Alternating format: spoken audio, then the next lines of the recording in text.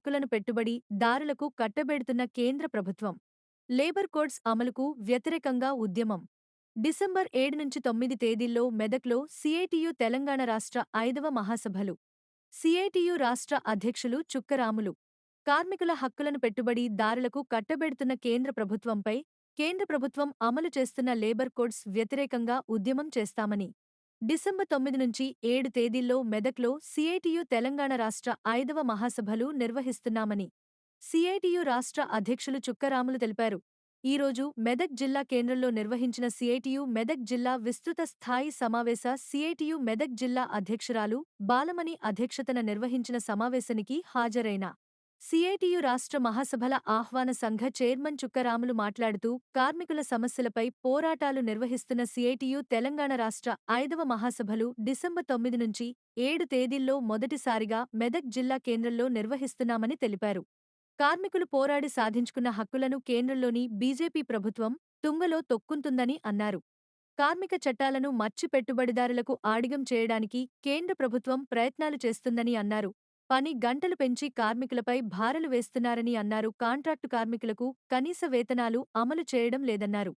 పరిశ్రమలలో కాంట్రాక్టు కార్మికులకు భద్రత లేకుండా పోతుందని అన్నారు. స్కీమ్ వర్కర్స్కు సమాన పనికి సమాన వేతనం ఇవ్వకుండా శ్రమ దోపిడీ చేస్తున్నారని అన్నారు. ప్రభుత్వ సంస్థల్లో పనిచేస్తున్న కాంట్రాక్టు, ఔట్సోర్సింగ్ ఉద్యోగులను రెగ్యులరైజ్ చేయడం లేదని అన్నారు.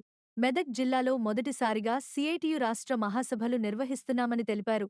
ఉమ్మడి మెదక్ జిల్లాలో అనేక కార్మిక పోరాటాలు నిర్వహించమని తెలిపారు.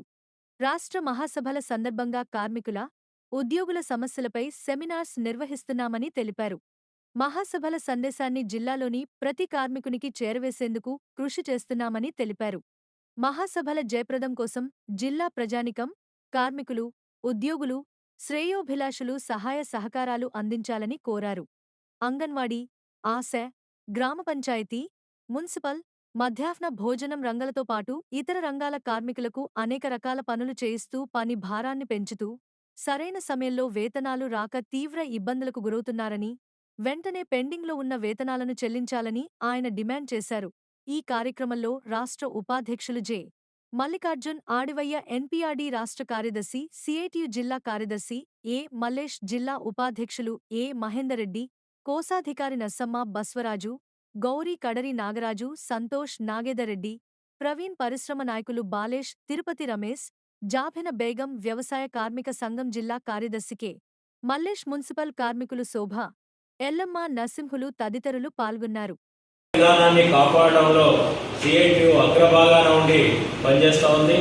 తెలంగాణ రాష్ట్రంలో కూడా అసంఘటిత రంగ కార్మికుల నుండి సంఘటిత రంగ కార్మికుల వరకు హక్కుల కోసం నిరంతరం పోరాడుతున్నటువంటి కార్మిక సంఘం ఇవాళ మెదక్ జిల్లాలో కూడా అటు పారిశ్రామిక ప్రాంతంలో అట్లాగే ఇటు అసంఘటిత రంగ కార్మికులను ఇవాళ వాళ్ళ హక్కుల మీద వాళ్ళ పోరాటాన్ని ముందుకు తీసుకుపోవడంలో సిఐటియు నాయకులు, కార్యకర్తలు అవిశ్రాంతంగా పనిచేస్తున్నటువంటి పరిస్థితిని మీరు గమనిస్తూ ఉన్నారు.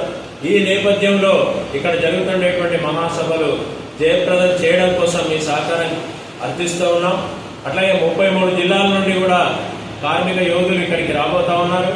రాబోయే 3 సంవత్సరాల్లో తెలంగాణ రాష్ట్రంలో నిర్వహించేటువంటి కార్మిక పోరాటాల్ని ఇక్కడ చర్చించబోతున్నాం. కార్మికులకు అండగా నిలబడడానికి ఏ రకమైన ఎత్తుగడలు అవలంబించాలో కూడా ఈ మహాసభలలో మేము నిర్ణయం తీసుకోబోతున్నాం. అందుకని ఒక చారిత్రాత్మకమైనటువంటి సన్నివేశం ఇక్కడ ఆవిష్కృతం కాబోతా ఉంది. దీన్ని మీరందరూ కూడా సహకరించి జయప్రదం చేయాలని చెప్పి ఈరోజు జరుగుతున్నటువంటి ఆహ్వాన సంఘం తరఫున నేను విజ్ఞప్తి చేస్తున్నాను.